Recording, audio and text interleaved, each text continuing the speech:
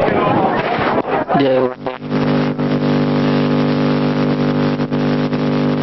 जय गुरुदेव। बना है वहां पर आपको अंतोरा के आपके साथ जो आए हुए भाई आपका इंतजार कर रहे हैं। शाम को 8 बजे आकर के आवाज से मिले हैं।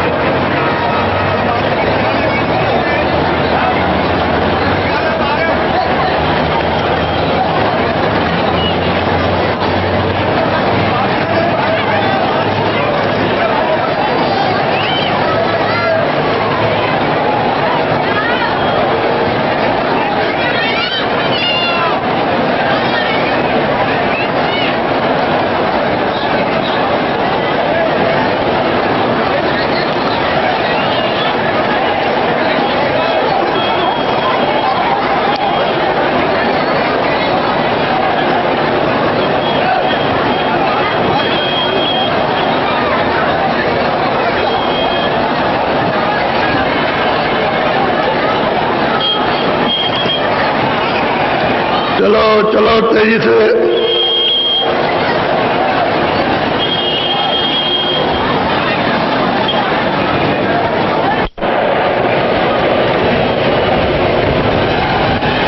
जय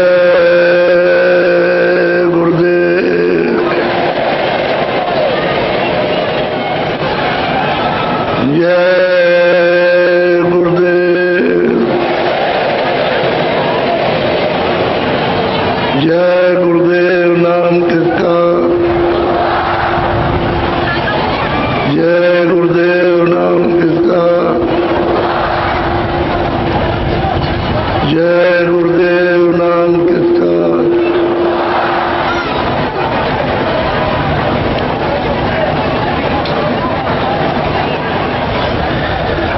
गुरु का ध्यान कर प्यारे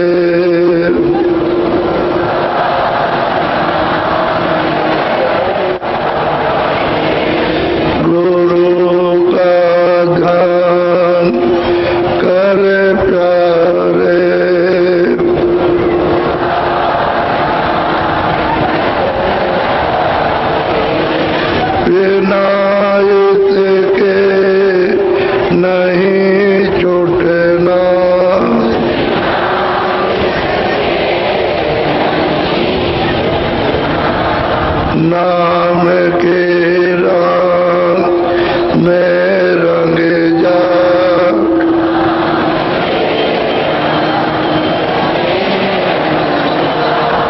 मिले तो धाम निज अपना,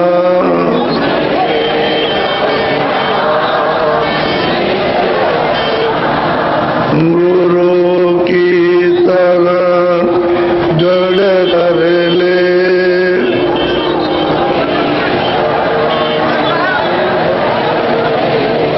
विनायत काज नहीं तरना,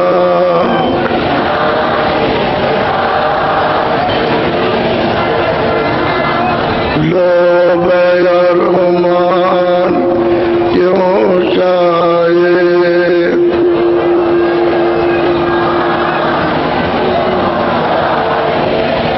पड़ेगा फिर तुझे देना,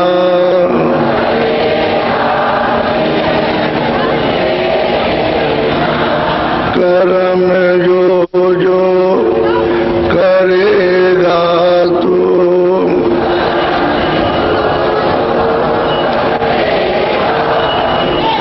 वही फिर वो ना भरना,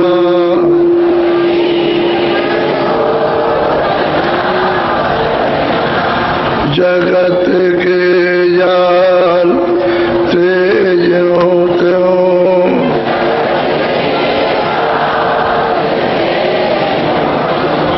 हटो मर्दान की करना,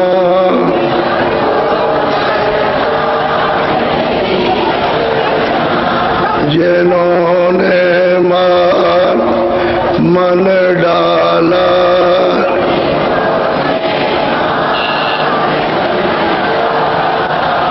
उन्हीं को तू माँ कहना,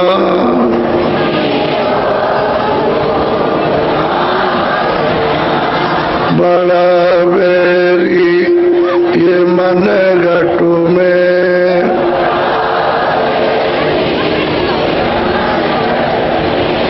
इसी का जीत ना कठना,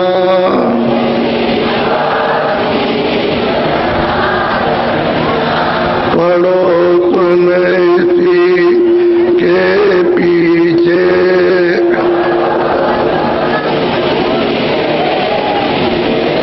और सबई जतन तजना,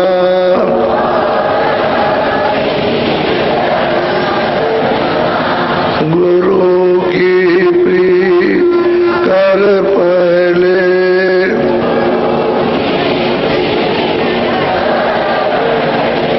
बहुर घट सब को सुनना,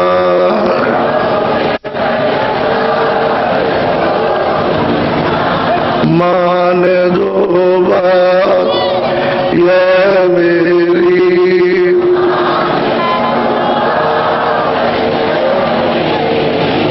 करे मत और कुछ जतना,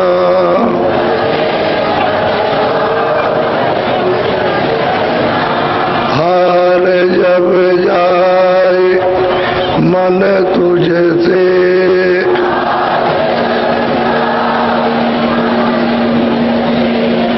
चढ़ा दे तो गगना,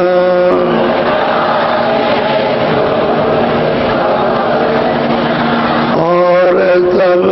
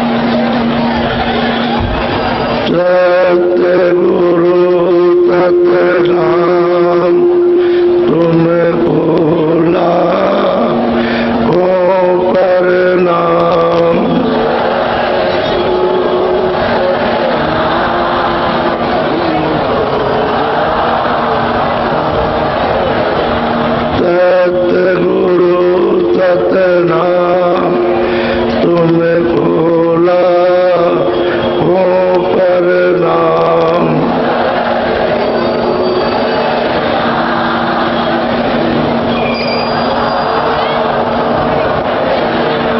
कोट ने सूरज चांद सितारे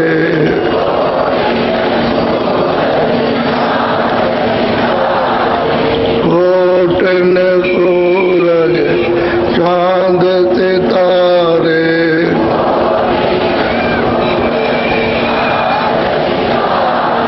रोम रोम में करे उजारे।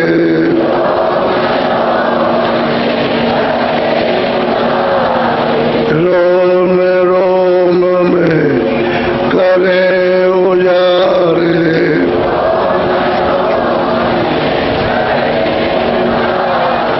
सत्य पुरुष करता तुम्हें खोला हो प्रणाम।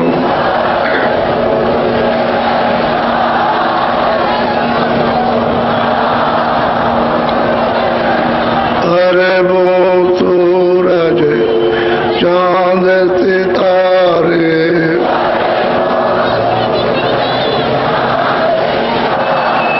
अरे वो सूरज चांद सितारे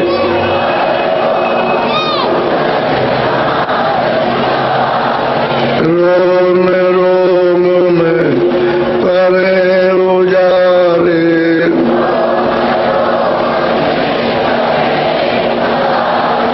रोम रोम में करे उजारे।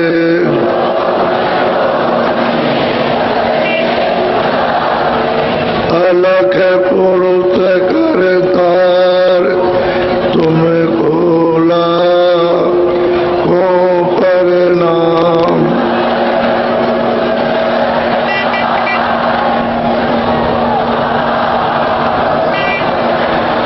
खरबों सूरज चांद सितारे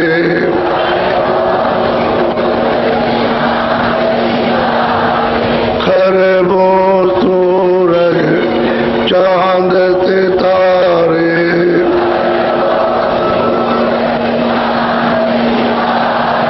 रोम रोम में करे उजारे।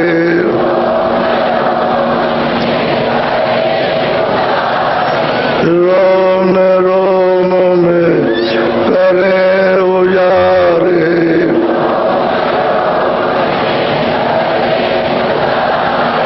अगम पुरुष करतार तुम्हें खोला हो प्रणाम।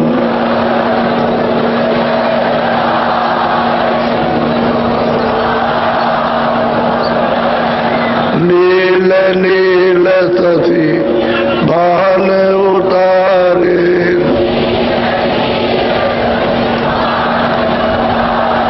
नील नील शशि भान उतारे।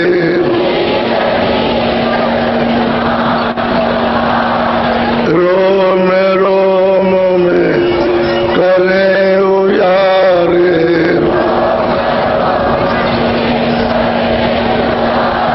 रोम रोम में करे उजारे।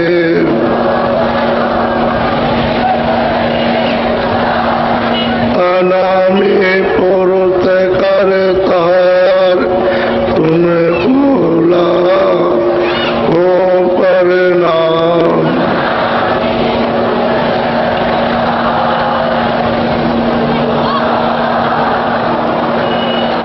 अनामी पुरुष करतार तुम्हें खोला हो प्रणाम।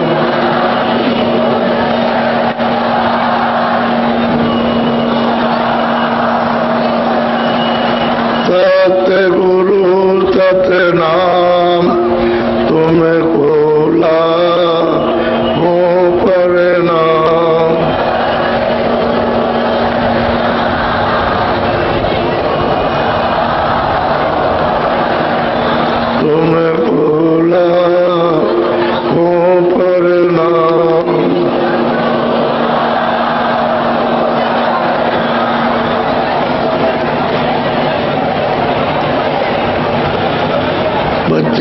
बच्चियों,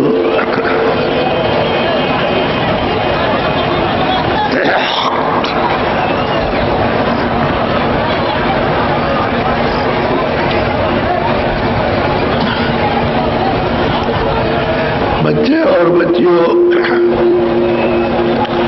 देवी और पुरुषों, ऐसा आपका निर्मल पवित्र जल महान प्रकाशमान देश आनंद का सागर, उसको छोड़ करके और एक बूंद रूप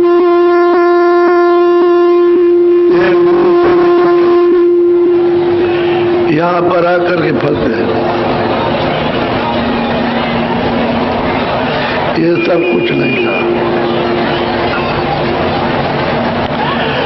यहाँ आकर के फंसे और आप उस सुख को, उस आनंद को, शक्ति के संचय करने में लगे हो कि हमको शक्ति और हमको ज्ञान आनंद मिल जाए। तो यहाँ की जड़ वस्तुओं में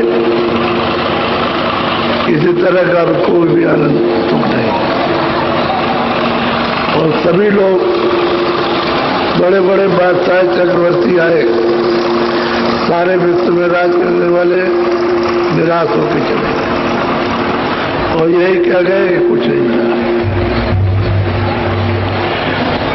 तरह तरह के आए लेकिन किसी को कुछ नहीं मिला। तो ये देश मृत लोक है, यहाँ कोई रह नहीं सकता। तुम अभी बादशाह बन जाओ, धनी मानी हो जाओ, विद्वान हो जाओ, लेकिन आपको ये मुकाम सब छोड़ना है। जिस वक्त को आवाज देगा कि चलो तुम्हारा समय पूरा हो गया और मैं आ रहा हूं मकान खाली करने के लिए, उतने ही में उसकी आवाज से आपका होश आवाज, जो कुछ भी पढ़ा लिखा, विद्वान, धनी मानी, राज कले होश हो गए, बदहोश हो गए और तुरंत आगे पहुंच के आपको निकाल देगा। सब विद्या, भाषा, धन दौलत, अच्छे बच्चे, कच्चे साहब और निकाल के ले जाएगा और सब लोग चारों तरफ देखते रह जाएंगे। ये घटना छोटे से लेकर के बड़े तक एक ही उसका रूप है। छोटा जाएगा तो यही हालत है, धनी मानी जाएगा तो यही हालत है, राजा जाएगा तो यही हालत है। कुछ नहीं, कोई भाषा, कोई हिंदी, उर्दू, अंग्रेजी, संस्कृत, फारसी नहीं बोलता, न वो पहचान सकता है, न वो देख सकता, न सुन सकता और न समझ सकता, न बोल सकता। एक ही आवाज में सारा होश, जितना भी उसके बाद सब जान पहचान, सुनना समझना सब है। ऐसा उसके ऐसे दूत है, जमदूत ऐसे है कि एक आवाज ही बस खौफ के मारे थर थर थर थर कांपता है। ऐसा बेकाल कर देता है। गोस्वामी जी महाराज और उनको करीब 450 वर्ष हो गए, तब वो पैदा हुए थे। तो उस समय पर सबसे ऊंचा जो मत है वो प्रचलन था कबीरदास जी का। ये सबसे ऊंचा मत है, सबसे ऊंचा देश है। और उनके स्थान पर जो लोग भी रहते थे और राजाओं की तरह से भोग भोगते थे। राजाओं से भी ज्यादा भोग था, आराम था, धन दौलत थी, सुख था, लोग सेवादार थे, सेवा करते थे हर तरह की, किसी तरह का कोई भी कष्ट नहीं था। अब इतना बड़ा सुख मिले, धन दौलत मिल जाए, मान मर्यादा और तमाम मतलब ये सेवादार मिल जाए, तो फिर उसको किस बात की तकलीफ है। तो लोगों ने इख्तियार करके प्रार्थना की कि भाई आपका मत, हम तो हार गए, हम लोग तो जितने भी आए सब हार गए, हिंदू भी हार गए, मुसलमान भी हार गए, उस लड़के से नहीं जीत सकते। तुम्हारा बस हो जाए तो तुम चलो, तुम जरा से जानकारी प्राप्त करो। हमको तो सबका जवाब मिल गया। मुसलमानों के शब्दों से जवाब दे दिया, हिंदुओं को हिंदू के शब्द से, संस्कृत को संस्कृत के शब्द से, जो जैसा पहुंचा सबका जवाब मिला और सबको चुप कर दिया, हार गए। अब उनके पास पूछने को कुछ रहा नहीं, तो इनको ले गए समझाओ जाके कि भाई काशी में सबसे ऊंचे हो और विद्वान हो और तुम पूछो, तुम्हारा मत, तुम्हारा देश बहुत ऊंचा है, तो चलो बातचीत करो। तो वैसे जो महंत थे वो थे तो अच्छे, तो गए वहां तो उन्होंने जाकर के प्रश्न किया, दर्शन किए बड़े सद्भाव से, और फिर प्रश्न किया तो बैठ गए, उनको उसका उत्तर दिया उन्होंने, जो भी प्रश्न किया सबका उत्तर दिया तत्काल फौरन। अब वो चुप होते चले गए, पूछते जो भी शंका रही वो पूछते गए, वो पूछते गए, उत्तर देते गए, पूछते गए, चुप हो गए। जब उनकी समझ में आया कि मैं इतने दिनों से मानती कर रहा हूं, मुझे तो कुछ भी नहीं मिला, मैंने कुछ जाना ही नहीं, मेरी आंख ही नहीं खुली, मेरे कान ही नहीं खुले, और मैंने उस दरवाजे को देखा ही नहीं, मैंने ईश्वर को भी नहीं देखा और ब्रह्म को भी नहीं देखा। उन्होंने सबका जवाब दे दिया। अब मन ही मन तो उन पर बड़ा मोहर छाप लगी, एकदम गमगीन हो गए, यानी उनको सुन करके उचाट हो गया कि ये मानती बेकार है। तो जरा सा उनका एक छोटा सा थोड़ा सा एक दृष्टांत, यानी ये सबूत है, प्रमाण है, जरा उसको सुन लीजिए। बोलो।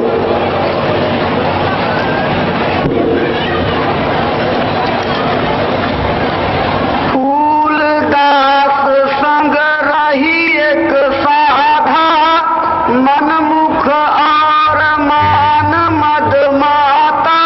दो फूलदास के साथ, वो तो मान थे, उनके साथ में रहता था, तो कहते हैं कि वो सजग था लेकिन बड़ा मनमस्त था, जो उसके मन में आ जाए वही करता था, उसी को करता था वो, और बड़ा घमंडी था कि हम मांस के साथ रहते हैं और हम प्रमुख जो है, मतलब ये कि मांस के चेले हैं, तो उसको बड़ा गरुड़, बड़ा घुमान था। किसी भी बात को, जब वो गुरु की बात को नहीं सुनता तो औरों की क्या सुनेगा, बड़ा मर्द था, और गुरु से नाराज हो जाए, उसी से गुरु से डरते थे, उनको भय लगता था उस पे कि पता नहीं ये क्या कर देगा। बोलो। रेवती दास ताही करनामा, फूलदास देखी घबराना। नाम उनका रेवती दास था, उससे सिखा, उस चेले का नाम रेवती दास। तो हमेशा फूलदास उससे घबराते रहते थे कि पता नहीं ये किस समय पर क्या कर दे, बड़ा दमंग था, लोग उससे डरते भी थे। अब वो बराबर घबराते रहते थे, क्या करेगा।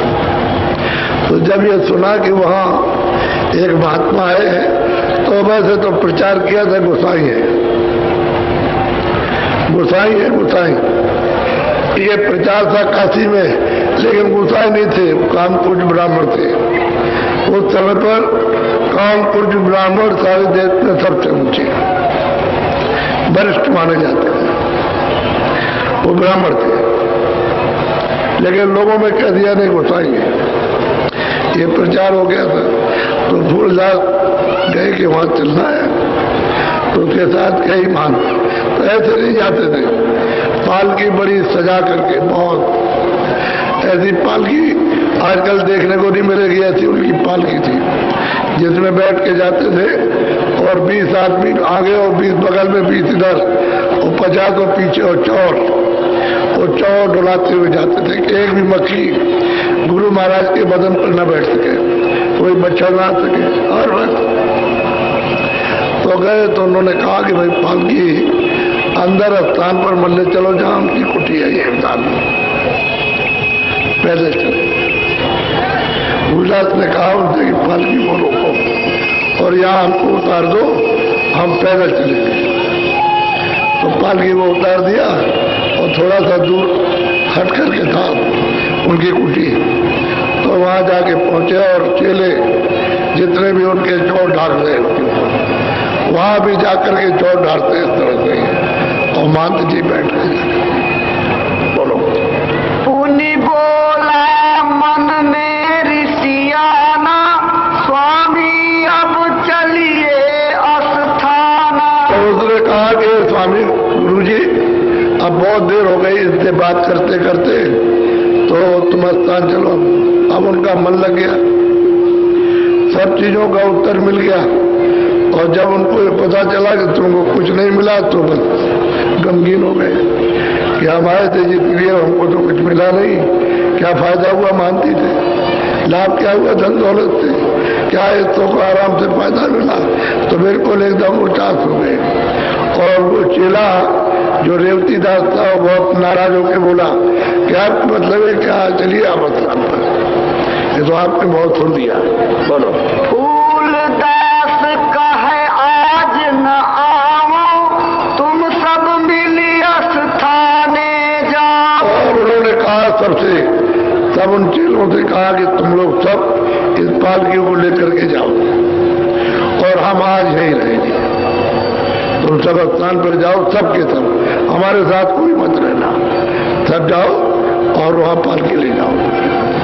अब उनके पास में थैली और टोपी, एक टोपी पहने थे, एक थैली थी, वो जिसको पहरा दी जाए वही मानते रहता है। तो गुरु से मतलब नहीं है, गुरु थैली और टोपी, वो थैली टोपी पहने थे इसलिए वो मानते हैं। अब वो और कुछ कहने लगा। बोलो।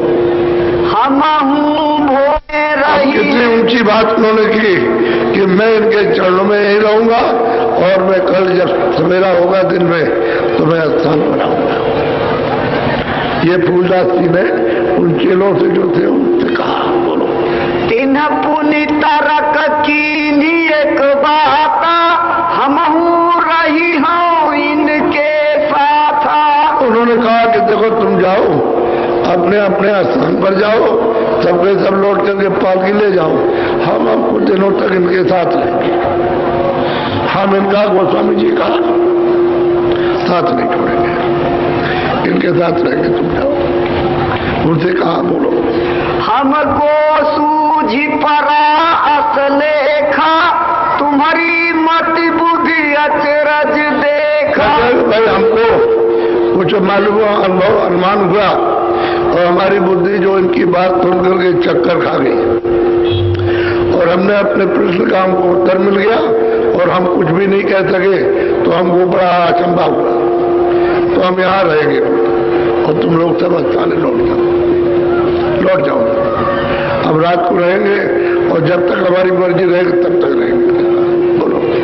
गुस्सा खाई बोले अस बोली, लाई उतार दीनी सोई से। देखा कि ज्यादा जिद कर रहा रेवती दास और चेले, तो नाराज होकर के उन्होंने थैली उतार दी और टोपी उतार दी, और रेवती दास को कह दिया लो तुम पहनो, तो पहनो और जाओ, तुम मान बन जाना, तुम बैठना, हमको कुछ मानती पद नहीं चाहिए, हमको कुछ नहीं चाहिए धन दौलत, जाओ तुम चले जाओ। अब लोग थैली टोपी, अब जितने भी लोग आएंगे सब तुमको मान करेंगे, तुम्ही को गुरु मानेगा, आपको कोई नहीं मानेगा, क्योंकि थैली टोपी में ही गुरु है, वो जिसको पहरा दी जाएगी उसी को लोग मानेंगे। अब उनको जवाब दे दिया, हम तो ही रहेंगे। फूलदास दीनी ते ही हाथा, रेवती शीश नवायो माथा। अब रेवती दास ने देखा कि अच्छा हम महंत बन जाएंगे, इसीलिए वो चेला बना था कि बाद में हम महंत हो जाएंगे तो चले जाएंगे, हम महंत हो जाएंगे तो हमको सुख मिलेगी। तो शीश झुका लिया और थैली पहरा ली और टोपी लगवा ली, और बस फिर मतलब। बोलो। गल बिच डारी महंथी दीना, सुख पाले बख्शी की। बस कहते गले में वो मतलब ये कि थैली डाल दी और टोपी पहरा दी और जो सुख की जो सुखपाल थी वो दे दिया कि जाओ तुम सब लोग लौट करके जाओ तो जाकर के स्थान पर रहो, हम नहीं जाएंगे, हमको स्थान नहीं चाहिए और हम कभी भी नहीं आएंगे, कभी नहीं आएंगे स्थान पर, हम तो इनके पास रहेंगे। बोलो तुम तो करो महंती जाई, अब हम नहीं स्थाने आई। साफ साफ कह दिया, सत्य कहना चाहूँ, तुम जाओ महंती करो और हम स्थान पर कभी नहीं आएंगे। जो स्थान कबीर चूड़ा था उस पर हम कभी नहीं आएंगे, तुम जाओ अपनी आराम से महंती करो जाकर, हम तो ये बोलो। चेला चला बैठी सुख पाला, फूलदास भया और हवाला। फूलदास तो गोस्वामी जी के हवाले हो गए, उनकी शरण में गिर गए और चेला जो है पैर करके सुखपाल उस पालकी में बैठ करके अब उसका चोट डालने लगा। अब उसको जेले जितने से उसको गुरु मानने लगे क्योंकि थैली टोपी उसको पहरा दी गई और पालकी दे दी, बस उसके हम चारों तरफ चलने लगे और चलने लगे पालकी तरफ जाने लगे। बोलो चेला मार्ग मता विचारा, मन में सोच किया अधिकार।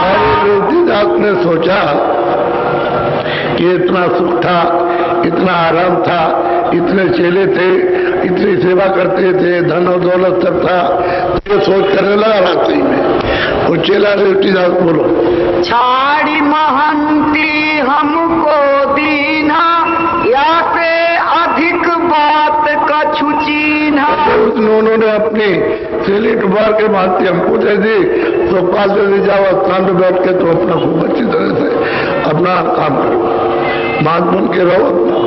तो ऐसा मालूम होता है कि इन सबसे कोई अब बड़ी चीज इनको दिखाई दी, इनको मिल गई और हमारे गले डाल दिया ये मानती। अब वो सोच रहा, बोलो सब सुख भोग मने नहीं लाए, ये तो अधिक बात कछु पाए। जितने भी सुख आराम थे तुम्हारे लिए किस बात की थी? हर तरह का आराम, हर तरह का पहरावा, किसी चीज की कोई भी नहीं, सेवादार सबके साथ लगे हुए, तो सब उनके मन में नहीं आया, सबको त्याग दिया। स्थान गया, मानती गई, धन गया, दौलत गई, सेवा गई, सब के सब उनका जाओ हम अकेले रहेंगे, हमको कुछ नहीं चाहिए ना, हम कभी आएंगे। बोलो जाऊ महंत पद होता भारी, तब छाड़त ये देत न डारी। अब वो तुलसीदास कहता है अगर महंत पद भारी होता, धन दौलत अगर बड़ा होता, सुख अगर इनके बड़े होते, तो ये मेरे गले में मानती क्यों डाल देते और आप अलग हो जाते। इससे मालूम ये होता है कि ये तुच्छ चीज है, ये कुछ नहीं है,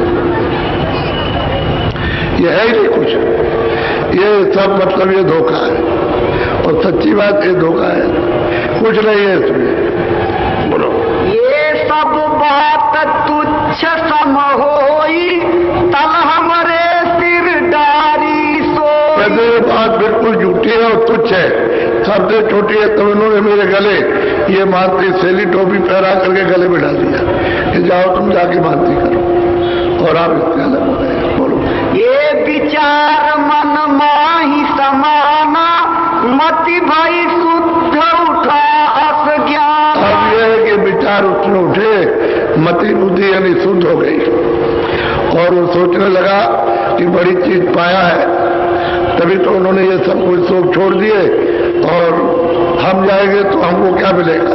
अगर उनको बड़ी चीज कोई मिल गई तो हम नहीं जाएंगे, छोड़ो, हम वापिस लौटेंगे। बोलो फिर पीछे मार्ग से आए, सुख पालई स्थान पठाए। अब वो वहां से चले, कहते हम तो वापस जाएंगे, वही रहेंगे, गुरु के साथ रहेंगे, हम नहीं जाएंगे स्थान पर। एक मंगलदास था उनका गुरु भाई, उसको उतार करके थैली टोपी पहना दी कि तुम जाओ और स्थान पर अपना मानती करना, हम तो गुरु के साथ ही रहेंगे।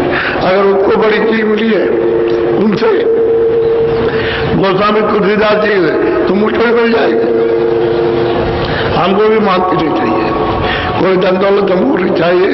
तो रास्ते ही में उसे थैली टोपी पहना करके पालकी पे बैठा के रवाना कर दिया और लौट आए पीछे। बोलो, सब मिल के जाओ अस्थाना, हम महंत सग उपजऊ ज्ञान। तुम सब मिल करके जाओ स्थान पे रहो जा करके। हमको तो जो महंत का ज्ञान वो उपज गया है कि उसको कुछ मिला तो हमको भी मिल जाएगा, हम भी वही रहेंगे। उसने जब ये सब छोड़ दिए, आराम से छोड़ दिए, तो हमको इसकी जरूरत नहीं है। और कहते हैं जाओ सुबह जाओ लौटे। बोलो, मंगल दास रहे गुरु भाई, टोपी से लीते ही पहिराई। उसको टोपी से ली पहरा करके भेजी कि जाओ तुम जा करके। और वो बेचारा क्या करे, टोपी थैली पहन लिया, तल पे गया पालकी में बैठ करके, तो कहता है कि भाई अगर मैं भी चला जाऊं तो ये स्थान वीरान हो जाएगा, तो इसलिए अब जो कुछ होगा तो होगा, नहीं तो स्थान तो खराब नहीं होगा। तो चलो मतलब ये तुम बैठ करके करो, बात ही करो। अब वो क्या करे बेचारा, उसके गले डाल दिया लौटे आया। रेवती दास बोलो, आए पुण्य महंत के पासा, जहाँ स्वामी की कुटी निवास। गुलदास महंत के पास आए, गुरु के पास में, और आकर के वहां कहा कि हम नहीं जाएंगे। हमने उनको सैली टोपी दे दी, हमको जरूरत नहीं है, हमको धन दौलत, हमको कोई महंत बनने की कोई जरूरत नहीं, हम तो आपके साथ रहेंगे, हम नहीं छोड़ेंगे। तो कुटी के पास ये थे, वहां पर तो वहीं जाकर के उनके साथ बैठे। बोलो, चौरदार सुख पाली गैया, चौरा उन पर खबर जनैया। अब उन्होंने सबने जाकर के कहा मंगलदास ने कि भाई टोपी से ली तो हमको पहरा दी और महंत हमको बना दिया और हमको कभी नहीं आएंगे। अब फूलदास महंत तब कभी आएंगे नहीं, यहाँ वो वही रहेंगे। अब ये सबको बताया जनाया, क्योंकि वो तो अचंभा हो गया कि टोपी से ली इसको पहरा दी और इसको महंत बना दिया और आप अलग हो गए। तो सब लोगों को जानकारी भी मालूम हो गया। बोलो, मंगल चेला सुन पछिताना, चौरा सुन भया अस्थाना। वो सोचने लगा कि मैं भी चला जाऊं तो फिर यहाँ कोई है नहीं, तो कौन संभालेगा, इसकी देख रेख कौन करेगा। अब वो सोचने लगा, विचार करने लगा, मैं भी छोड़ के भाग जाऊं और मैं भी वहीं चला जाऊं तो फिर ये तो सब वीरान बर्बाद हो जाएगा। अब इस मजबूरी में क्या करे बेचारा, अब सोचा जो कुछ होगा तो होगा, देखा जाएगा, अब ये काम संभालो। बोलो, पुण्य विचार कीन्हा मन माई, यह स्थान महंती जाई। बोलो, हमें ये दोनों मिलकीन विचारा, हम छाड़े तो हो बिगाड़ा। सोचने लगे कि हम चला जाए हम भी, तो ये सब बर्बाद हो जाए, वीरान हो जाएगा, इस स्थान का कोई नाम भी नहीं लेगा। ऐसे इस मजबूरी में वो मंगलदास को वहां मानती उसको मिल गई बजा लगा। और ये रेवती दास अपने गुरु के साथ जो फूलदास था उसके पास तो स्वामी की कुटी पर आ गया। बोलो, जो कछु होई होई सो होई, अब निबाह बिन बनाए न सोई। अब कहते हैं भाई जो कुछ होगा सो होगा, अब यह है कि इसको निभाव करो, इसकी संभाल करो। अब जो होगा सो होगा। और चले गए दोनों, चले गए। अब तुमको जो बताया है तो तुम ये करो, मजबूरी में क्या करें। अब वो बैठ करके अपना काम करने लगा। बोलो, मंगल मन में बहुत रिसाना, सेली पहिर बैठे अस्थाना। अब नाराज हो तो क्या होगा, उससे क्या बनेगा, नाराज हो के क्या बनेगा। अगर तुम भी फेंक दो तो तुम भी चले जाओ, वहां क्या नुकसान है। अब तुम उसमें जकड़ में अगर फंस गए तो फंस ही जाओगे। नाराज तो हुआ, लेकिन अब क्या करें जब उसको ये काम सौंप दिया।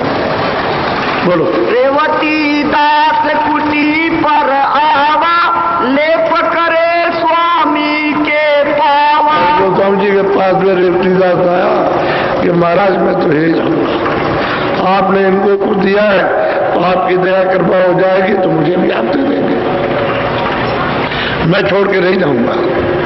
तो चरणों को पकड़ लिया, चले ठीक है रहो, जो बताएंगे जो सुनाएंगे वो सुनो और जो कराएंगे वो करो आकर रहो, कोई मना नहीं करता। बोलो, रेवती दास बोले असबानी, मैं रही हूँ इनके ढिग स्वामी। स्वामी मैं इनके पास रहूंगा पास में, मैं कहीं जाऊंगा नहीं और जो कुछ होगा आपकी सेवा करूंगा, रहूंगा इनके पास। इनको आप कृपा करेंगे, देंगे कुछ तो हमारे ऊपर भी कृपा हो जाएगी। हमको पूरा विश्वास है, इन्होंने सब कुछ छोड़ा है तो मुझे कुछ नहीं चाहिए, मैं इनके साथ और वो साथ रह रहे। कुटी सामने कुटी बनाई, दोनों रहे कुटी के माई। सामने कुटी, उसी के सामने कुटी बनाई और दोनों के दोनों अस्थायी रूप से रहने लगे वहीं पास। अब वो स्थान कभी नहीं जाएंगे, दोनों में देख भी नहीं जाएगा, क्योंकि उनको ऐसा मिला कि हमको तो कुछ नहीं मिला, हमारे मात बनने से क्या हुआ, कुछ नहीं मिला। अब वो तो खैर उन्होंने उसको बनाया, फिर उसको बनाया, अब उनके पास तो कोई चेला नहीं आया। नहीं तो ये कहते हैं फूलदास गुरु तो हमारे वहां रह गए, चलो हम भी चले, एक भी कोई भी नहीं गया उनके पास में। और जिसको सेली टोपी पहरा दी वही गुरु है। अब ये था असल में, अब कितना बड़ा धोखा था। उन्हें तो मालिक से मिलने का रास्ता बताया था कबीरदास जी ने, और यहाँ सेली टोपी में अटक गए कि जो सेली टोपी पहन ले बस वही महत्व हो गया, बाकी कोई नहीं। गुरु कुछ नहीं है, सेली टोपी गुरु है, जो इसको पहनेगा वही महत्व। अगर उतार के तीसरों को दे दे कोई बात हो जाएगा, उसे कोई नहीं पूछेगा। ये चलन हो गया था। बोलो। रेवती दास दीन दिल आनी, स्वामी से पूछाऊं एक बानी। अब बहुत प्रेम के साथ में नम्रता से पूछा गोस्वामी जी से कि स्वामी गुरु और चेला का क्या संबंध है, चेला और गुरु किसको कहते हैं? तो गोस्वामी जी महाराज समझा रहे। बोलो। गुरु चेला कर कैसा लेखा, सो स्वामी मोहि कहाऊ विवेका। गुरु चेला का जो संबंध है स्वामी, उसको थोड़ा सा विस्तार से बता दीजिए। बोलो। रेवती दास सुनाऊ तुम भाई, या की विधि कहाऊ समझाई। रेवती दास देखो, तुम आए हो जानने के लिए, तो मैं तुमको इसके संबंध में बता दूं कि वास्तव में चेला गुरु कहते किसको है। बोलो। नहीं कोई गुरु नहीं कोई चेला, बोले सब में एक अकेला। कहते हैं भाई ना कोई गुरु है ना कोई चेला, सब में वो एक अकेला बोल रहा, कोई गुरु चेला नहीं है। तुमने अगर माना है कि गुरु है, लेकिन वो तो नहीं कहेगा मैं गुरु हूं। जब गुरु कह देगा तब तो सीधा नरक को जाएगा। चेला कहेगा मैं चेला हूं तो ठीक है, उसका भाव अपनी जगह पर, लेकिन गुरु नहीं कह सकता कि गुरु जानकार है। कि गुरु और चेले का जीवात्मा का और उसका क्या संबंध है, तो कहते हो तो सब में है कि सब में बस रहा, कोई उससे अलग नहीं है। बोलो। जो कोई गुरु चेला कर जाना, सोई सोई परे नरक की खाना। जो कोई भी होगा, आगे और पीछे जो कोई भी गुरु और चेला का संबंध जोड़ेगा, तो वो सबके सब नरक को जाएंगे, एक भी बचने वाला नहीं है। देखो साफ साफ समझा रहे हैं कि गुरु चेला नहीं है, भूल है, तो भूल को मिटा दो और वो सबका एक गुरु है, वो माने। यहाँ भूल पड़ी हुई है, तुम्हें भी भूल है, उसमें भी भूल है, तुम्हारी भूल मिट जाए, आपकी भूल मिट जाए, तो तुम अपने घर में पहुंचो, एक ही गुरु है, वो सब में विराजमान, उसी की जीवात्मा है, उसी की रूह है, वहीं से आई है, तो गुरु चेला नहीं बन सकती। लेकिन आप कहते हो हम गुरु है और हम चेले हैं, बस वो जो मानेगा कि हम गुरु है वो नरक में जाएगा, उसका उद्धार नहीं हो सकता। बोलो। इसलिए रामायण में कहा है अंधा गुरु और बहरा चेला, और वो नरक में ठेला ठेला दोनों जाएंगे, दोनों, क्योंकि वो बहरा है वो अंधा, वो कुछ जानता नहीं है और कुछ समझ सुनता नहीं है, तो दोनों के दोनों सीधे नरक हो जाएंगे। और वो रेवती दास जो इतना क्रोधित होता था और नाराज होता था अपने गुरु से, तो दोनों के दोनों जाते, उसको कुछ दिखाई नहीं देता फूलदास को, और वो कुछ उनकी बात को सुनता नहीं है, तो दोनों नरक में जाएंगे, बचेगा उनमें से दोनों में कोई नहीं। लेकिन अब क्योंकि वो गोस्वामी महाराज के पास पहुंच गए, तो उसको समझा रहे कोई गुरु चेला नहीं, जब में बोले एक अकेला। बोलो। चेला होई नीक विधि भाई, गुरु होई 84। अब गोस्वामी महाराज कहते हैं कि भाई चेला हो तो उसके लिए ठीक है, उसका भाव ठीक है कि हम सेवक हैं, हम मतलब ये सेवादार हैं, सेवक हैं, हम प्रेमी हैं। लेकिन गुरु नहीं कह सकता है कि हम गुरु हैं, वो नहीं कहता। वो अगर कहता है उनसे कि हम गुरु हैं तो सीधा 84 में जाएगा, उसको कोई बचाएगा नहीं। बोलो।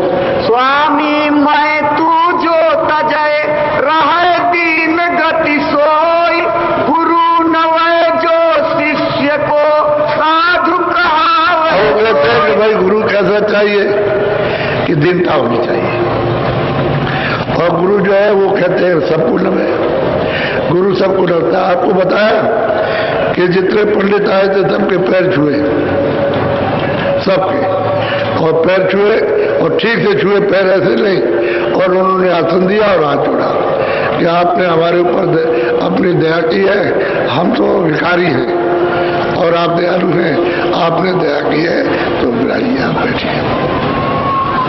वो उनको नबे यानी पैरों को छुआ उनके, तब वो जो क्रोध था उनका तब शांत हुआ। कहते गुरु नवे जो सिद्ध, वो गुरु नवता है, यानी मालिक की वो जीवात्मा है, उसको गुरु नहीं बना सकता। वो कहता है कि भाई मैं तो सेवक हूँ, वो तो उसका भाव श्रद्धा ठीक है, कार्यक्रम ठीक है उसका क्रिया का शारीरिक, लेकिन वो नहीं कह सकता है कि मैं गुरु हूँ, ये चीला है। वो अगर ये कहता है और अंदर में समझता है तो सीधा रड़ हो जाएगा। स्वामी कह रेवती सुनो, कहो कबीर मुख बात, कही कबीर सब में बसो, को गुरु चेला सा। कबीर साहब की बात को सुन लो। कबीर साहब कहते हैं कि भाई मैं तो न कोई गुरु है न कोई चेला, और मैं तो सब जगह बसता हूँ, हर जगह, हर घट में, हर घट में रहता हूँ, तो मैं तो उससे अलग नहीं, मैं सब वहाँ कोई गुरु कोई चेला नहीं। तो कबीर साहब तो ये कहते हैं, तुम क्यों बनते हो महान, क्यों अपने आप को गुरु बनते हो, चेले बनाते हो? अरे गुरु और चेले तो बनाते हो, तो तुम्हारा तो ये भाव है कि हम गुरु हैं और ये चेला है, और वहाँ वो कहते हैं हम सब में बस रहे हैं। तो आप उस मालिक को आप गुरु नहीं बना सकते, चेला नहीं बना सकते। वो अपने समान ही सबको समझना है और दीन रहना है, क्योंकि उस पर आवरण है, गंदगी है उस पर, वो जानता नहीं है, न देखता न सुनता है, उसके सामने झुको, नम्र रहो, और नम्र रहने से उसको ये वस्तु मिल जाएगी। और तुम भी बैठे रहोगे कि हम गुरु हैं, बैठे रहोगे तो आपको चीज नहीं मिलेगी। बोलो। कह कबीर सब माही विराजो, सब मैं किया सभी मैं साज। सब में रहता हूँ और सब में ही ने किया है, और मुझे से ये सब कुछ है, और मैं हर जगह रहता हूँ। तो तुम कैसे चेला गुरु बनोगे? चेला भाव रखो श्रद्धा का, सेवका का भाव रखो, लेकिन अपने को गुरु चेला नहीं बना सकते, गुरु नहीं बना सकते। वो भी मतलब दीन रहेगा और सेवा करेगा, क्योंकि उसकी गंदगी जो है जमा है उसको धोएगा, उसी का नाम धोबी है। जो मन को, बुद्धि को, चित्त को और इस अंतःकरण को, गंदगी को धोए और जीवात्मा की सफाई करे, वो सेवक होता है, वो सच्चा सेवक है। उससे ज्यादा कोई सेवक नहीं है और उससे ज्यादा कोई सिद्ध नहीं है, वो सच्चा सिद्ध है, जीवात्मा को साफ करने वाला। और मालिक से जब मिला देता है तो कहता है तुम और हम एक, इसमें कोई भेदभाव नहीं, मालिक और वो एक है, दो नहीं हो सकते। तो दो स्वामी महाराज कहते हैं कि ये प्रभु और हम एक है, और हम और प्रभु एक है, इसमें कोई फर्क नहीं है। वही कबीरदास की बात याद कर रहे कि वो जो शब्द लिखा है तो तुम क्या पढ़ते हो, क्या समझते हो? उन्होंने लिखा है अभी तो सब विस्तार हुआ और ना मतलब, और अभी अब सब जगह है, तो तुम चेला गुरु नहीं, ये नहीं बना सकते। बोलो। कह कबीर हम सबके माई, सब हम किया सभी सब ठाई। कहते भाई हम सबके अंदर है और हम ही ने ये सब किया, हमारी मौज, हमारी मर्जी हुई तो हमने ये सब कुछ किया, हम सब जगह मौजूद है, कोई जगह खाली नहीं है। बोलो। सबके माही पासा कीना, सब में हमी को चीना। कहते हैं जब तुमको जब जागृति होगी, तुम आँख खुलेगी, तुम्हारे कान खुलेंगे तो तुम हमको देखोगे, दूसरा और कुछ दिखाई नहीं देगा। हम सब जगह बसते, हम ही नहीं विस्तार किया, सच्ची बात है भाई। अनामी पुरुष ने ये विस्तार किया और वही से जीवात्मा जगाने के लिए यहाँ आई है, मालिक का संदेशा लेकर और इनको साफ सूफ करके और वापस ले जाती है। तो जब वहां पहुंचाएगी तो वही तो विस्तार करने वाला और ले जाने वाला, वही उसी ने भेजा और उसी को ले जाएगा। अब यह है कि आप फंस गए हो तो अपना निवारण करा लो, गंदगी को साफ करा दो। भूल चूक हो गई है तो अपनी भूल को मिटा लो। इसलिए महात्मा आते हैं तो तुमको तो अपना काम कराना चाहिए, हमारी गंदगी साफ की जाए। ये तर्कवादी और ये तमाम संदेह शंका इसमें मत करो, अपनी गंदगी को दूर कराओ, असला काम यह है। बोलो। घट घट माही कबीर समाना, काको चेला कराए हैवान। कहता है कि भाई वो उसको चेला बनाएगा तो हैवान है, गुरु जानवर है, उसके बाद जानवर जितनी भी बुद्धि नहीं है। ऐसा हैवान शब्द वर्णन किया कि वो हेरा हम घर में विराजते हैं और वो अगर चेला बनाता है तो हैवान है, चेला नहीं। तुम जिस गति से रहो, जिस काम के लिए तुमको भेजा है, इसकी शुद्धि सफाई के लिए जो कर्मों में फंस गया है और गंदगी आ रही है, भटका खा रहा, उसको साफ करके जल्दी से ले आओ इस काम के लिए। तो दीनता के साथ रहेगा और सफाई करेगा। बोलो। हाय कबीर सब काया माई, ताको तुम चेला ठहराई। कहते हैं भाई कबीर तो काया में मनुष्य शरीर में है, वो जीवात्मा सूरत रूप है और तुम उसको चेला बनाते हो, तुम पढ़ोगे जाके नरक में। वहां विधान ये बना हुआ है मृत लोक का, उसके अधीन काम करोगे तब तो तुम्हारा छुटकारा होता जाएगा। और खिलाफ अगर करोगे, बगावत करोगे तो तुमको नरक में और चारों खानों में डाला जाएगा। तो एक जीव की ये दुर्गत होगी, महात्मा मिल जाए तो अपनी सफाई के लिए लगो कि हमारी शुद्धि सफाई हो जाए और रास्ता हमारा साफ हो जाए और जीवात्मा के ऊपर का कर्मों का भार जो पाप उनका उतर जाए, तब काम बने। बोलो। कह कबीर सब ठाम ठिकाना, सोई कबीर का फूका कहना। ऊपर चलो तो सब जगह पर आपको मिलेंगे, गुरु हर एक स्थान पर मिलेंगे, वहां उनकी सबकी बैठक है। यहाँ से चलो तो मिलेंगे, ऊपर चलोगे तो मिलेंगे, स्वर्ग में चलोगे तो वहां बैठक है, ऊपर में ईश्वर के लोक में जाओगे तो वहां, और ब्रह्म लोक में जाओगे तो हर जगह मिलेंगे आप। अगर नहीं मिलेंगे तो आगे रास्ता नहीं जा सकते, वो हर जगह दर्शन देंगे। और तुम यहाँ पहचान लोगे तो सकल तुमको जब पहचान में आ जाएगी तो हम पहचान लोगे कि इन्होंने रास्ता बताया, वो बताएंगे इधर चलो। इसमें देखने में मत उलझो, ये थोड़ा सा मृत लोक से ज्यादा सुख है, यहाँ भूल जाओगे तो ऊपर नहीं जाओगे, इसलिए इसको छोड़ के चलो ऊपर। तब वो साधक जो साधना करता है वहां जो आनंद पाता है उसको छोड़ता नहीं। छोड़ता कौन है? तुम जरा जरा तो छड़े का आनंद पाए हुए हो, कितना उपदेश करते हो, छोड़ते नहीं हो, उसी में लिपटे रहते हो रात दिन, उन्हीं भोगों में। ये नहीं छोड़ा जाता है जो छड़े गए, तो वो आपको मिलेगा तो कैसे आप छोड़ दोगे? उसके लिए गुरु की जरूरत है सब जगह। वो ले जाएगा, देखो हमारा ये रूप है, फिर कहेगा देखो हमारा ये रूप है, ये देखो ये रूप है, ये रूप ये असली है और ये असली, सबको बता दे जाएगा और हर शरीरों में मिलेगा।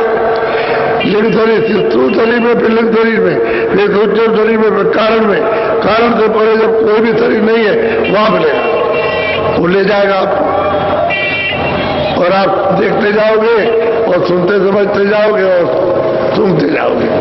बोलो। कस कस ज्ञान तुम्हारा भाई, भूल न अपनी देखा जाई। गुरु को भी सुना रहे हो जो बैठा फूलदार कि भाई तुम्हारा ज्ञान किस तरह का कि तुमने इतनी भूल कर डाली, ये मेरा चेला है और ये मतलब मैं इतना गुरु हूं, ये सबसे बड़ी ज्ञान नहीं, तुम्हारी दृष्टि नहीं खुली है। अगर दृष्टि खुल जाती तो कभी ये भाव नहीं आता चेला और गुरु का, फिर तो सेवक भाव रहता कि हमको सेवा करना है, कि हमको मालिक ने इसलिए भेजा कि जीवों की सेवा करो। इनको दो, इनको रास्ता दो और मदद करो, इनकी सहायता करो, इनको वहां से ले आओ। अरे आपने कर्म तो किया, लेकिन गुरु चुकाएगा तभी आपका कर्म साफ होगा, और जब तक वो चुकाएगा नहीं तब तक मतलब ये सफाई नहीं हो सकती। तो काल का देश है, उसने तो आपको मांग करके उससे ले लिया और ले आया, आपको यहाँ डाल दिया, अपना विधान बना के जीवात्मा को फंसा लिया। अगर विधान नहीं बनाता तो ये सब के सब निकल के वापस लौट जाते जहां से आए थे। विधान बनाए, और जब आए थे तब कोई विधान नहीं था, तब तो ये जीवात्मा सब वापस गई, सब की सब। जब तक वेद विधान नहीं बना, कानून नहीं बना, तब तक जितनी भी जीवात्माएं मनुष्य शरीर में आए सब लौट गई, वो सब अपने वापस लौट गई, वो कभी नहीं आए। अब विधान बन गया और आपको अधिकार दे दिया है कि हम तुमको जो भी करो, चाहो अच्छा या बुरा, देखो या सुनो या बोलो, हाथों पैर से क्रिया करो, तुम स्वतंत्र हो, जो कुछ भी करोगे वो हमारे लिखा जाएगा, इसका हम हिसाब लेंगे। ये आपको देना पड़ेगा। ये कर्म कर्जा होगा और ब्याज लगेगा और सबका मैं अदा करूंगा, इसमें फंस गया। पहले जितने भी आए थे सब जीवात्माएं वापस चली गई, कोई टिकी नहीं। समय जितना दिया तो उतने समय तक रहे, और बाकी सब के सब रोज आए रोज जाए। उस मालिक के बाद रास्ते में कोई चौकी पहरा नहीं, और ना कोई वहां पर्दा है कि चलो भाई पर्दा डाल दिया तो उधर नहीं जा सकते, रास्ता सब खुला हुआ, सब सीधे आओ और जाओ। लेकिन जब विधान बनाया, देखा कि सब चले जाएंगे, तब विधान बनाया। वो भी सतयुग जब खत्म होने लगा तो उसके बाद में विधान बनाया कि चलो जल्दी इनको रोको, कर्मों में डालो। तो फिर आपको अधिकार दे करके बुला दिया, इस भूल में आप फंस गया। बोलो, अगम निगम का ज्ञान सुनाओ, अपने घर की भूल न पाओ। कहते गोस्वामी महाराज कि तुम कैसे गुरु और कैसे चेले, अरे अपने घर का मतलब तो ज्ञान अगम निगम का सुनाते हो, लेकिन अपनी वो भूल है, आंख बंद किए हो, कान बंद करे हो, रास्ता नहीं मालूम है, तो अपनी भूल तो तुमको मिटाना चाहिए। भूल तो उसकी जब मिटा सकते हो जब आपने रास्ता देखा, जब उसको प्राप्त कर लिया तब तो भूल मिटाओगे। तुम खुद अंधेरे में हो, उसको क्या आप रास्ता दोगे, क्या भूल मिटाओगे, क्या उसको दर्शन कराओगे? वो तो बेचारा भूला हुआ तो अपने को सेवा कहता है, मैं सिद्ध हूं इनका, ये मेरे गुरु है। तो गुरु ही अंधा और बहरा है, तो चेले को क्या सूझ देगा, आंख देगा, कान देगा, कुछ नहीं देगा। तो अपनी अपनी भूल मिटाओ, तब अपने घर जाओ। अपनी भूल नहीं मिटाओगे, न गुरु है न चेला है, धोखा है। बोलो, कहे कबीर मुख गाना गाओ, शब्द न खोजो पोल चलाओ। कबीरदास जी का तो गाना गाते हो, लेकिन सच की खोज नहीं करते हो, पोल चलाते हो, धोखा, दूसरों को धोखे में फंसाते। गाना तो तुमने कड़ियों में गा लिया, लेकिन जो धोखा था उस धोखे को अपना नहीं मिटाया, इसी में फंस के रह गए। अब ये पोल है, पोल कहते हैं दूसरों को धोखा देना कि हम गुरु हैं और तुम चेले हो, कुछ नहीं। बोलो, स्वामी महाराज कहा करते थे कि बेटा देखो, जब कोई काम करना तो गुरु का मत करना, चेले का करना, चेले का काम, सेवक का काम करना, गुरु का मत करना। कभी भाव उत्पन्न मत करना कि हम गुरु और चेले, नहीं तो बहुत मुश्किल हो जाएगी। गुरु महाराज समझाते थे, कहते थे जब उनको करो तो सीधे रास्ते में ले आओ कि भाई मैं तुम्हारा मित्र हूँ, मैं तुम्हारा दोस्त हूँ और मैं तुम्हारा सेवक हूँ, मैं तुमको मतलब है तुम्हारी सेवा करना चाहता हूँ, तो तुम्हारी सेवा करूंगा, तुमको चाहिए अपने भाव से सेवा करा लो। तो आपको अपनी गंदगी को अपने भाव से सफाई कराना है। अरे भाई आदमी देता है कपड़े धोबी को, तो धोबी ले जाता है, साफ कपड़े दे दिए, अच्छा भाई ले जाओ तुम धो करके साफ करके दे देना, कोई कपड़े में दाग ना हो। तो कपड़ा दे दिया उसको, ले गया और वो धोबी ला करके फिर उसको साफ करके देता है, तो बहुत खुश होता है। ऐसे ही तन रूपी कपड़ा, इसमें गंदगी भरी हुई है, पाप पुण्य उसका अंबार लगा हुआ है अंतःकरण पर, तो आप इसको दे दो कि भाई इसको साफ कर दीजिए। तो जो साफ करेगा वो तो सिद्ध है, वो चेला नहीं है, वो तो पक्का सिद्ध है, पक्का सेवक है, उससे ज्यादा कोई सेवा करने वाला है ही नहीं। वो सच्चा सेवक है तो उससे सेवा करा लो। आप अपना भाव ठीक रखो कि मैं आया हूँ सेवा, अपनी गंदगी को साफ कराने के लिए कि हमें वो माफ कर दिए, हमारे गुनाह हमारे पापों को माफ कर दिए, हमने बहुत बुरे बुरे कर्म किए तो हमको क्षमा कर दिए, इसको धो डालिए, किसी तरह दया कर दीजिए। तो वो तो अपना काम कराने के लिए आता है, वो तो अपने भाव से, और वो सफाई करते हैं। वो कहते हैं हम तो पहले ही से तुम्हारे सेवक हैं, आओ सेवा करेंगे तुम्हारी। बोलो। नहीं कोई तुमको पकड़न हारा, शोधन शब्द समझ की ला। महाराज कहते तुमको कौन कहे, यानी तुमको आकर के कौन कहे कि तुम तुम्हारे चेले हो, तुम गुरु, कौन बताए आकर के, क्योंकि कोई जानता तो है नहीं है। अब उन्होंने पकड़ा है, अरे ना तुम गुरु हो ना तुम चेले हो। रास्ता ये है, अब इसको बैठ करके अब अभ्यास करो। अब वो रास्ता बताएंगे, फिर अभ्यास करेंगे और अपने सामने थोड़े ही दिनों के अंदर उनको पहुंचा देंगे, पहुंचाएंगे। ये है असल में गुरु और शिष्य का नाता। तुमने तो अपना नाता ठीक रखा और उन्होंने अपना काम ठीक रखा कि शुद्ध साफ करके जीवात्मा को मनुष्य मंदिर में जगा के आंख खोली कान खोली और नाम के साथ शब्द के साथ भी जोड़ दिया और ले चले उसको पकड़ के। जब वहां जाएंगे तो कहते हो न कोई गुरु न कोई चेला, ये है सब, ये विराजमान बैठे, ये सबके मालिक है, वहां कोई गुरु चेला नहीं है। तब में बोले ये करके बोलो। 9 लख कमल कबीर बखाना, कहो तुम उनका कौन ठिकाना। कहते हो भाई 9 लाख कमल है, उसमें वो विराजमान रहते हैं, तो तुम उसके बारे में भी नहीं जानते, और मालिक को तो बहुत दूर है, तो उसको कैसे जान लोगे जब यही नहीं देखा। जब तुमने यही नहीं देखा है तो इतनी दूर जाओगे तो कैसे आप जा सकते। इसलिए जानकार चाहिए। जानकार होता है सर्वज्ञ, सर्व समर्थ होता है, वो जीव को पकड़ करके धीरे से रास्ते में ला करके लगा देगा, अंदर उसको जोड़ देगा, उनका काम ही है। बोलो। सहस कमल दल सो पुनि भाखा, अष्ट कमल दल भेद कहोता का। भाई सहजल कमल तो उन्होंने वर्णन किया था, अष्ट कमल दल भी उन्होंने बताया, लेकिन तुम किताब में तो लिखा है, लेकिन तुमने तो कुछ नहीं देखा। सहजल कमल ईश्वर का स्थान है, जिसमें खुदा रहते हैं, जिस पर मतलब यह है कि गाढ़ रहते हैं, ईश्वर रहते हैं, वो उनका स्थान है। कहते तुमने तो ये भी नहीं देखा, ये 3 लोग का मालिक है। जब 3 लोग के मालिक ने नहीं देखा कि विधि विधान कैसे बना के जीवों को बताया, तो और तुम क्या देखोगे, क्या बताओगे। वो गुरु के सामने चेले को सब समझा रहे हैं और गुरु सब समझ रहे हैं, तभी तो उन्होंने सब फेंक दिया। यानी चेला गुरु जो बनाते थे फेंक दिए थैली और टोपी को, और दूसरे को दे दिया जाओ तुम अपना मानते करो, हमको नहीं ना, हमको गुरु बनना ना चेला बनाना। और फूलदास के पास कोई नहीं आया। इतने चेले बने होंगे, उन्होंने गुरु बनाया होंगे उनको, लेकिन उनके पास कोई नहीं गया कि भाई गुरु हमारे कहाँ गए। चेले और टोपी हो वही गुरु है, वो जिसको पहरा दी जाएगी बस वही गुरु हो जाएगा। अब ये वहां का नियम चल पड़ा, तो बताओ ज्ञान कैसे मिलेगा, जीवात्मा कैसे पार जाएगी जब महापुरुषों की खोज नहीं करेगी। तो उन्होंने कहा भाई सतगुरु की खोज करो, किताबें में लिखा उनके कि भाई गुरु की खोज करो, वो जब मिलेंगे तब रास्ता बताएंगे और कोई नहीं बताएगा।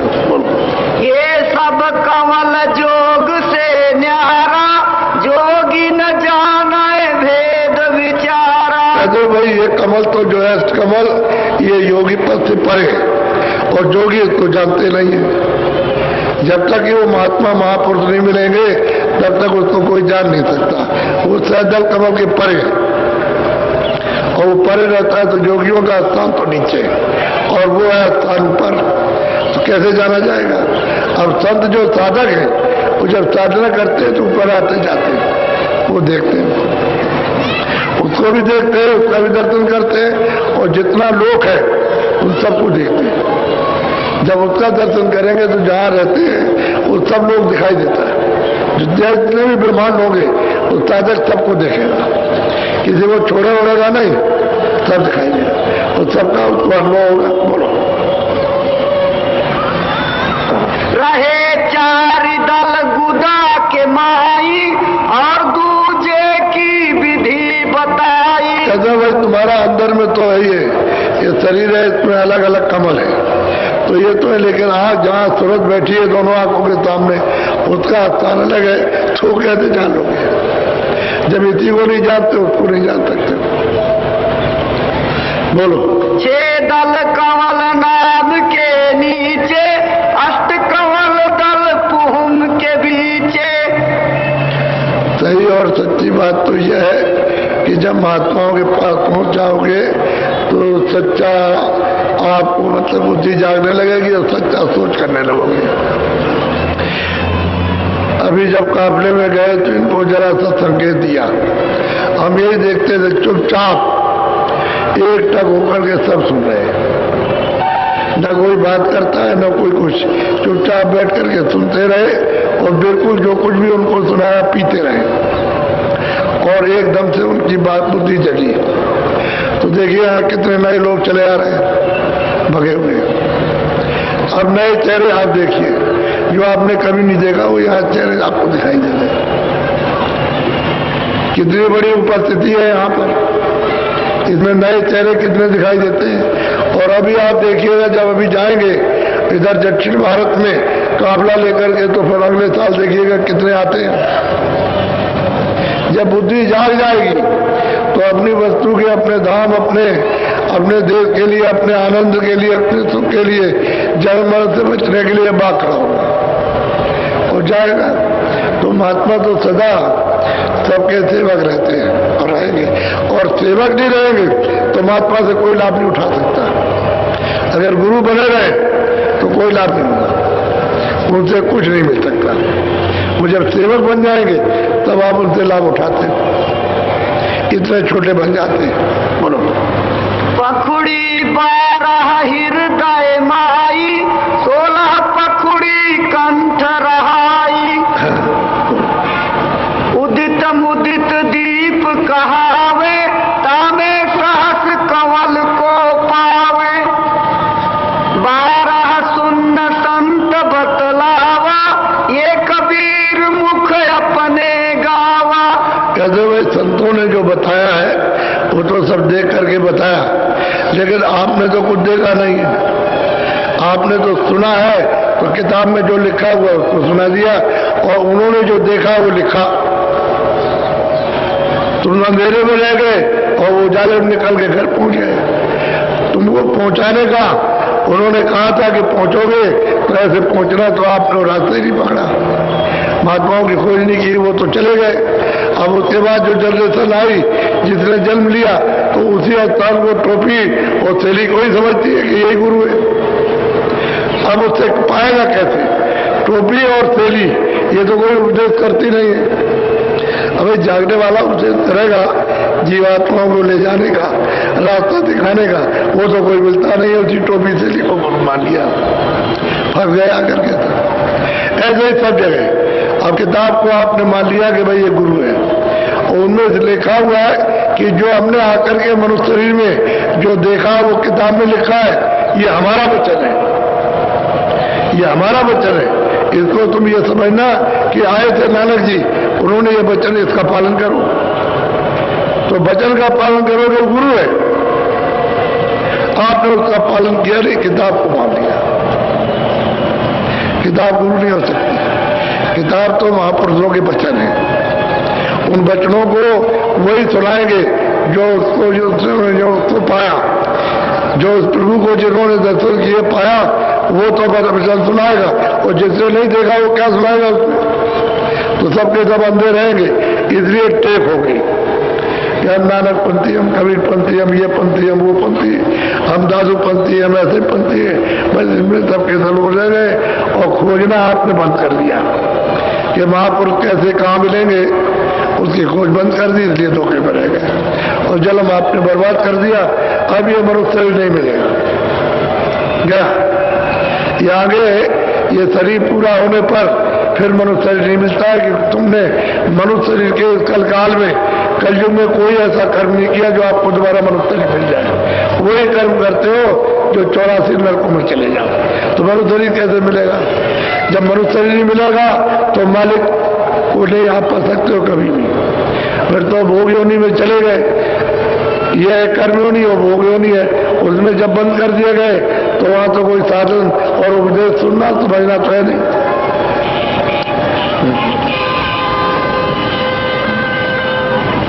आप इन सब चीजों को बहुत ध्यान से सुनेंगे और जो सुबह नामदान दिया है उसको याद कर लो और जो कल दिया गया था उसको भी याद कर लो और जल्दी से जल्दी जैसे सुबह और ध्यान और भजन होता है उससे करना शुरू कर दो और सुबह और शाम